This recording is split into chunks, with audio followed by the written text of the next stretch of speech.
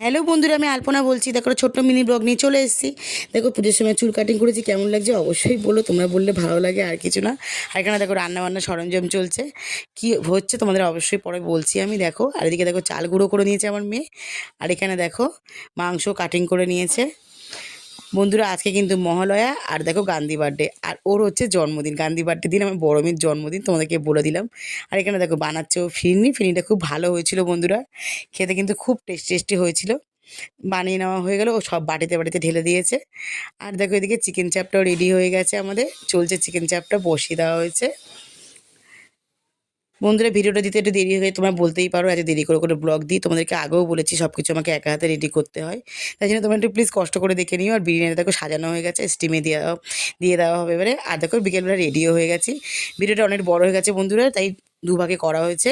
তোমার ছোট্ট মিলটা কীরকম লাগলো অবশ্যই জানিও, ভালো লাগলে লাইক কমেন্ট শেয়ার করে দিও। আবার দেখা হচ্ছে নেক্সট পার্টে।